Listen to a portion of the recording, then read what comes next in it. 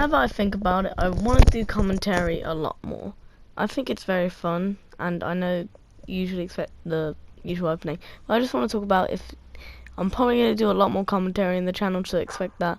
Today, I'm going to be talking about how to play My Singing Monsters. Now, if you don't know what it is, it's like Dragon City. Collect monsters, breed monsters, and get cooler monsters, which add to the song. Before beginning your Let's Play, you need to learn about the 5 natural elements, technically 6 or 7.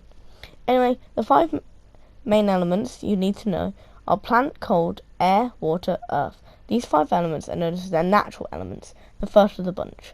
These elements correspond to an island and have their own single element monster, which shares the same element as it has. Now on to the actual game.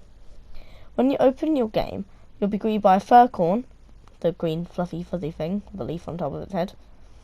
It will give you a tutorial, and you'll level up throughout it, unlocking Noggin, the earth elemental, Mammoth, the cold elemental, and Toadjammer, the water elemental. You later unlock the breeding structure, which makes other monsters to add to your chorus, such as Moor, Drumplet, and Frog. You then unlock the plant elemental Potbelly, which can make more monsters such as Furcorn, Octopus, and Shrub.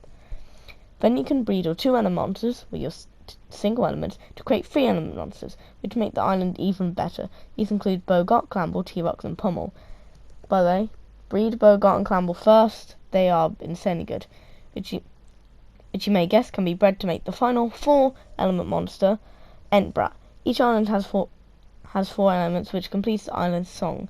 But you can add the Dipsters, unlocked by obtaining keys through the spin wheel or daily rewards, or you can have the special monsters like Sugarbush, which has its own island, which is optional to complete, Gajube, the mythical monster, or the ethereal gas. The 5 natural islands: plant, cold, air, water, earth, in that order, and the order that the ethereals will be listed in is the same as the ethereals I'm going to list out.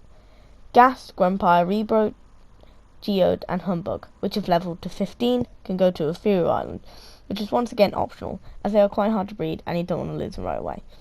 Also, I should mention the Wordos, which can speak actual words, which can be unlocked by obtaining 100 relics, which can be obtained the same way keys are. I suggest saving up money before buying islands, because the castles also cost money, so try thinking about your bank, which buying castles before purchasing and upgrading castles. And what are castles? Well, they contain beds, which each monster has a set amount of beds, which you can see in the stats section, or are pretty obvious through their elemental number. So like T-Rox has 3 elements, and and hence why he takes 3 beds. So make sure you have the right amount of beds for your monsters. And if you're wondering, hang on, the Sugarbush is 1 element, but takes 2 beds. Why is that?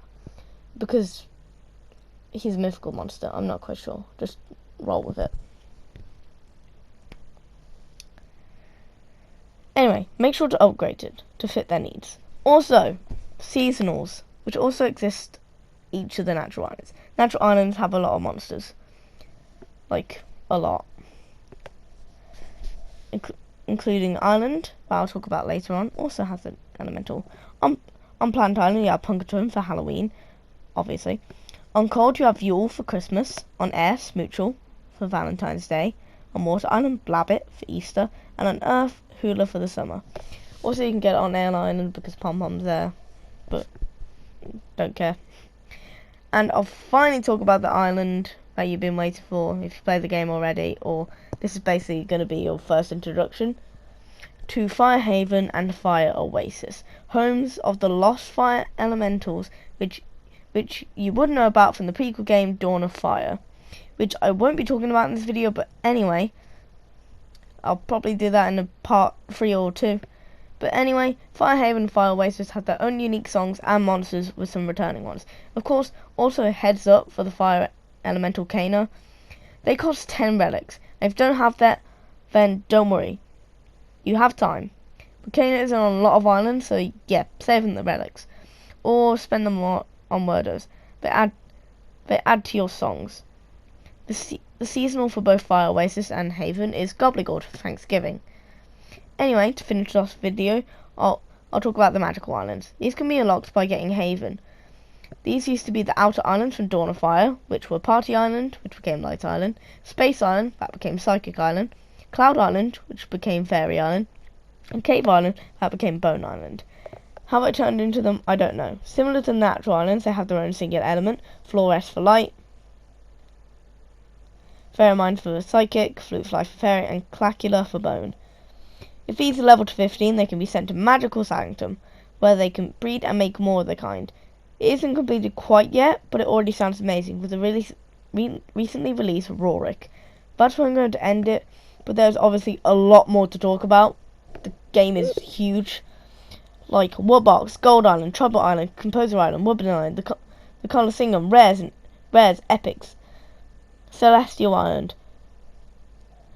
But I'll probably save that for a part 2. Anyway, thank you guys for watching, and I'll see you guys next time. Bye.